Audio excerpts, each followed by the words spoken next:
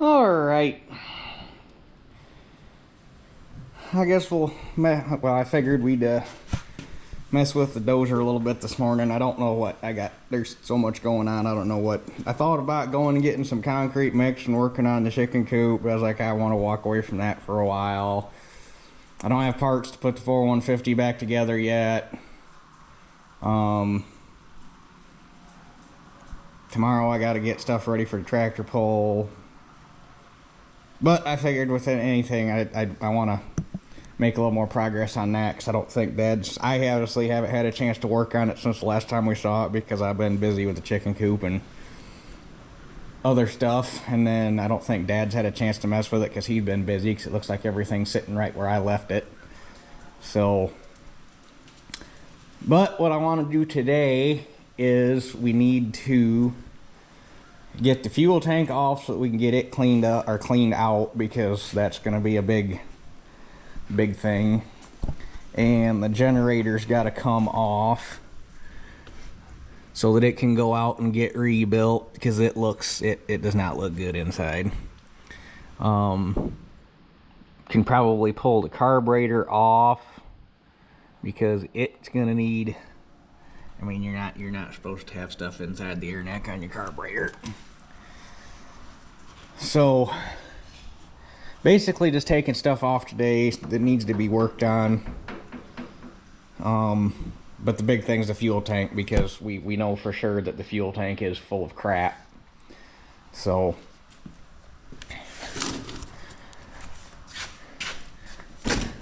Dad already found a place that you can buy a complete seat cushion kit for it, back, armrests, and bottom.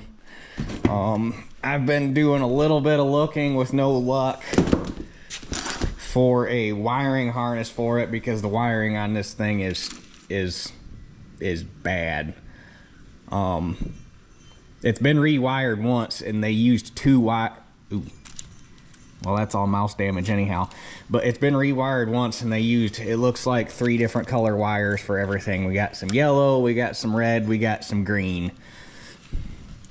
So it needs rewired. Have not had any luck. I was hoping that a place like Brillman or somebody would have a kit or have a wiring harness available for it, because a Case 310 dozer is not all that uncommon. I mean, they were a fairly popular dozer back in their day, and there's still quite a few around. But so far, no such luck, so might just have to... Dad said there was a wiring diagram in the manual. I have not looked yet. But as long as the wiring diagram gives wire colors, should just be able to buy all the color wire you need and figure out all the connectors you need. And there can't be 20 feet of wire in this whole harness. I mean, there ain't nothing to it. So the big thing will be figuring out where everything was supposed to run to begin with. But anyhow, oh yeah, that was... And then we also want to buy a gauge kit for it and get the correct case-faced gauges, because all these gauges have been changed and that hour meter has been added. It's not an original. This thing's got way more than 124 hours on it. It might have 124 hours since the overhaul. That might be believable. But yeah, the center gauge here might be original, but the 2 outer ones look like they've been changed, because the benzels don't match the center one. But the center one looks period correct, and it's a Rochester. That's a Stewart Warner. That looks like it might be, judging by the scale on it, that's a Stewart Warner. So I mean, they're good gauges. We'd like to get the correct ones in it, just because. So, ow, that hurts. Don't bump your shin on that. So I'm going to get some tools, figure out how does this even come off, because you should take the seat frame off, and then that uncovers the fuel tank. It's just a matter of how does the seat frame come off. Let's see. Looks like we got 3 bolts there. That's fuel tank. Looks like maybe 6 bolts. And then this lifts off, plus whatever wiring needs undone. Naturally, it's all hardwired, but anyhow, go get some tools. All right, I got the toolbox and the battery box cleaned out, so now it's just a matter of taking those bolts out. Looks like there's only 6, that's all I could find. And then the battery cable, I need to undo that one clamp, and that has to go with this. And then whatever needs to happen for the light wiring. So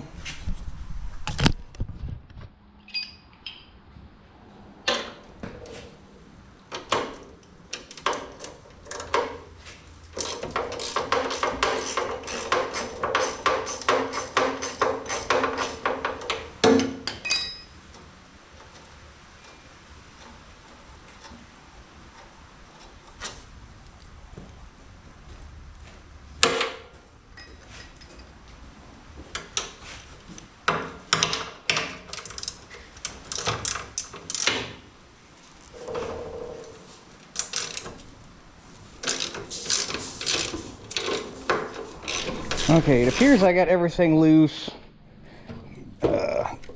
Battery cable's good. For the wiring harness, I just cut it right here below the, I mean, it's getting rewired anyhow, and it would be logical to put a plug in there somewhere. That way, if you ever had to take this off, you didn't have to unhook. You just like fenders on a tractor, at least the way they used to do it when you had to take fenders off for corn pickers and stuff. There was a plug there so that you could unplug the light harness and away you went. But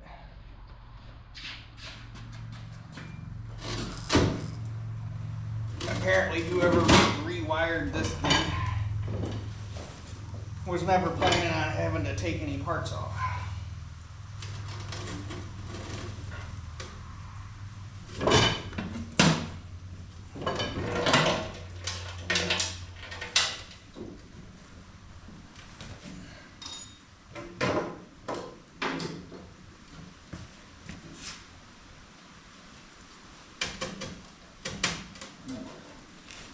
Bottom of that battery box has seen better days.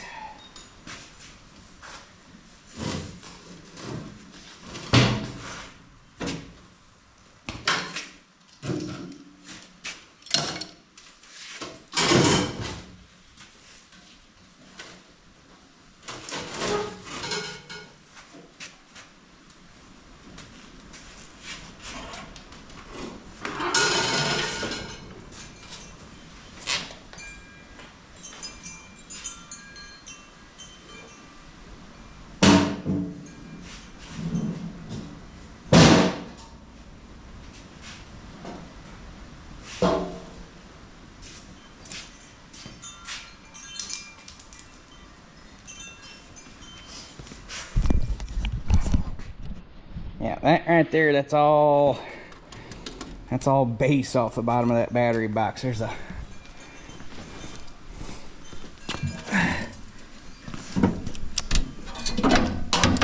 that gap's not supposed to be there. That metal's supposed to overlap.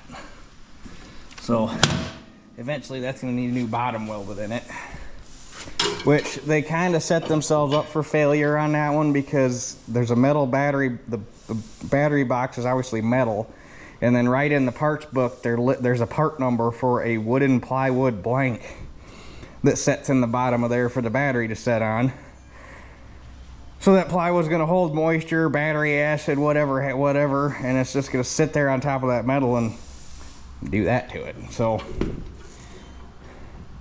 but now the fuel tank can come out, and it is just,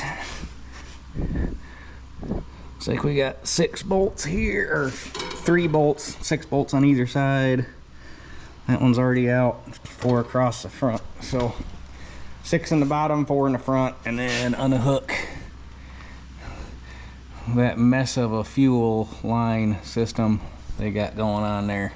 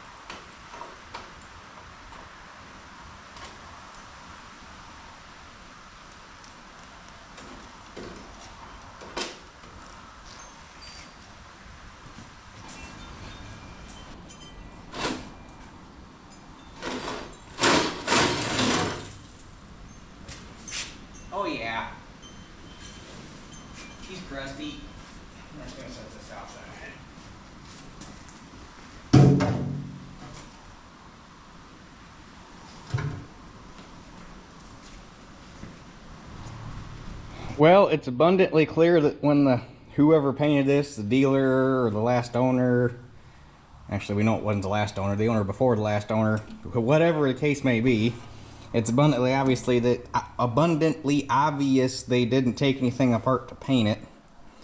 And that rusting in the battery box continued through the fender.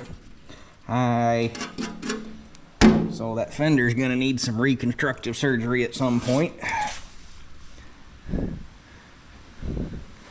Whether or not Dad decides to do that now, or if we wait until we decide to tear it down and do it all, or do the whole thing. But definitely gonna, it's rusted all the way through. I mean, there's not a whole lot anywhere in this general vicinity. It didn't look bad until I started knocking rust off. I should have just left the rust. Alright, floor pans are out. They could have made that job a little easier. It wouldn't have been bad, except for they just through bolted everything. They could have put some weld on nuts or something on the bottom of there, so all you had to do was come from the top and run the bolts out, but you had to reach or wiggle your arm through all the crap and get up there to hold the wrench to get the bolts out. But is what it is. And another thing of note, all of the original case fasteners I've been taking out of this have all been fine thread. So I don't know if Case preferred using fine thread on a lot of their stuff, or if they used it on this because it's a dozer and they knew it was going to be rattling around a lot, and fine thread fasteners would have a lot better chance of staying tight versus coarse thread. But anyway, that was another thing of note that I found, is if you go through and look, and most of the, or all of the original fasteners are all fine thread on this thing. Coming apart fairly well, surprisingly. Most times fine thread is what fights you. But you also got to be a little bit of a contortionist to grease this thing. You got to zerk there, zerk there, zerk there, zerk there. I'm assuming there's some on this drive shaft somewhere, one would think. Cute little baby drive shaft.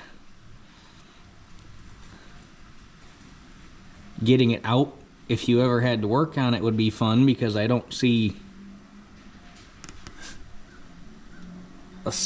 maybe it'll slide forward. Yeah, it's not fixed. Okay, so that's the slip joint. But anyhow, onto the starter and the carburetor.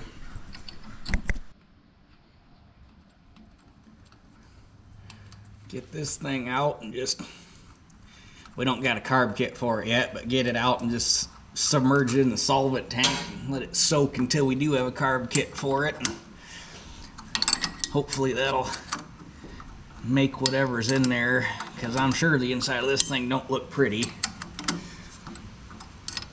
But hopefully letting it soak will make whatever's in there come out that much easier.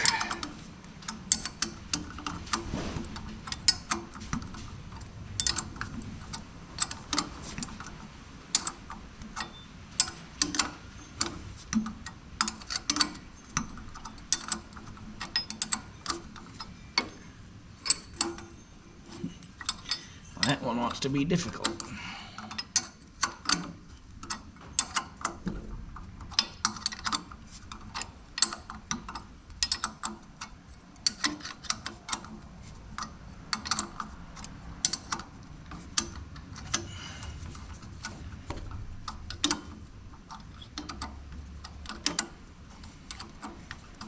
It's going to be interesting getting the governor linkage and everything set on this, because we've been looking at that, and that's the governor linkage, and then the throttle control actually runs down the other side of the block, and somebody's been screwing with almost every aspect of it. There's stuff loose, and it's gonna be interesting straightening that mess out.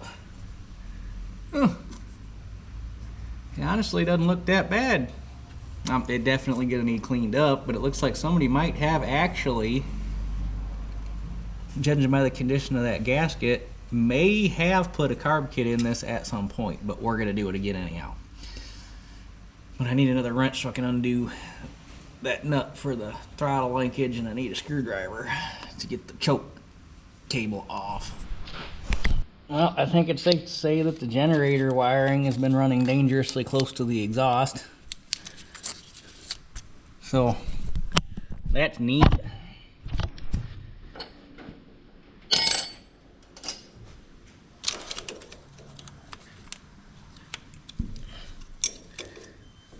But it ain't gonna be our problem because this is all gonna be fixed by the time we get it running, so.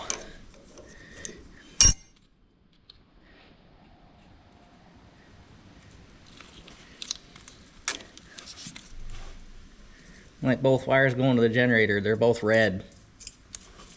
Like why? How hard is it to come up with enough different color wires to make all your circuits so that you can troubleshoot stuff? Like, yeah, you can see the two different wires here, but once they disappear back into wherever they're going, how do you know what's what?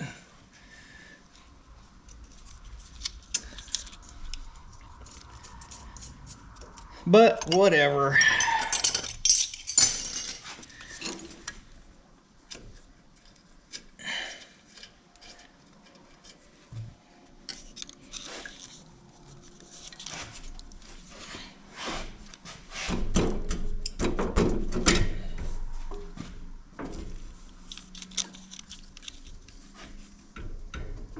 I also don't think that the fan belt is the correct size because it rides.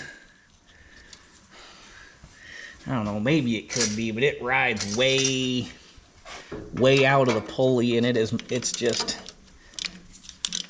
like a 5/8 belt. Or no, 3/4.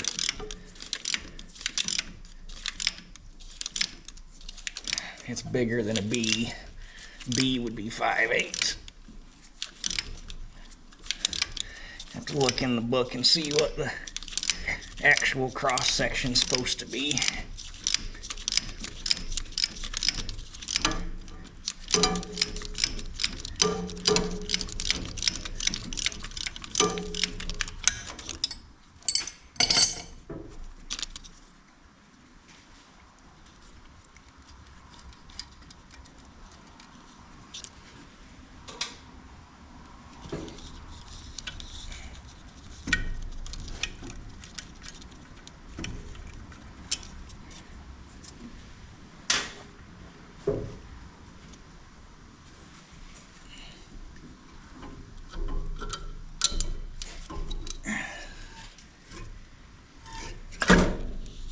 Stay.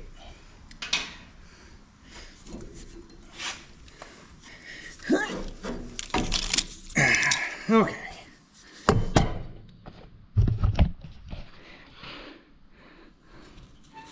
Groove in that pulley's a little screwed up.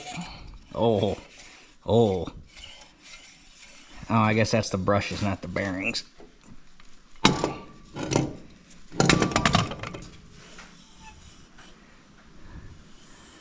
And everything in there just looks a wee bit crusty, so there ain't no sense in putting it off.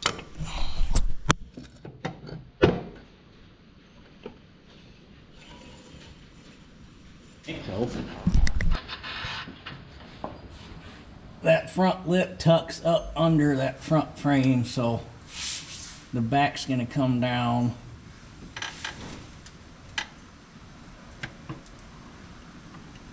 Okay, you're about an inch down.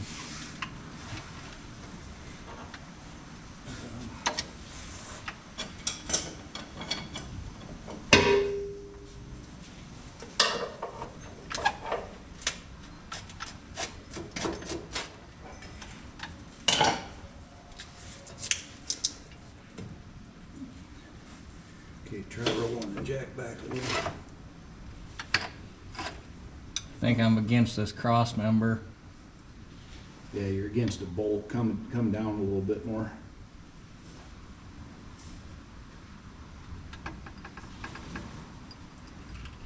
Okay, you should be clear now.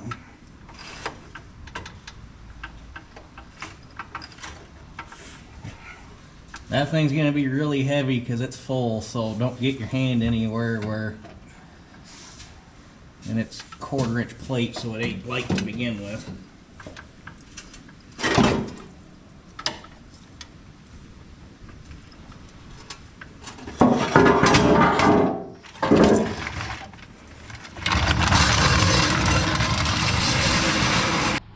Alright, Hank, that's about as much time as I can dedicate to it today.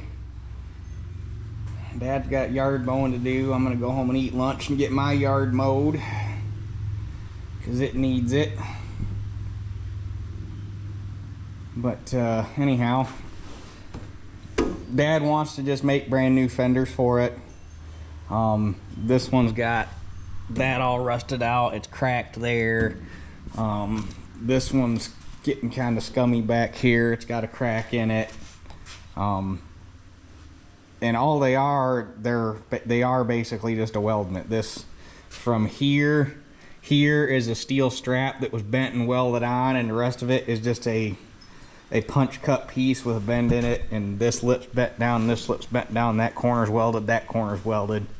Other than that, they started out as a flat plate. So recreating them, Dad's got a place that does a lot of laser burnouts for us and whatnot. So he just wants to make new fenders for it and call it good.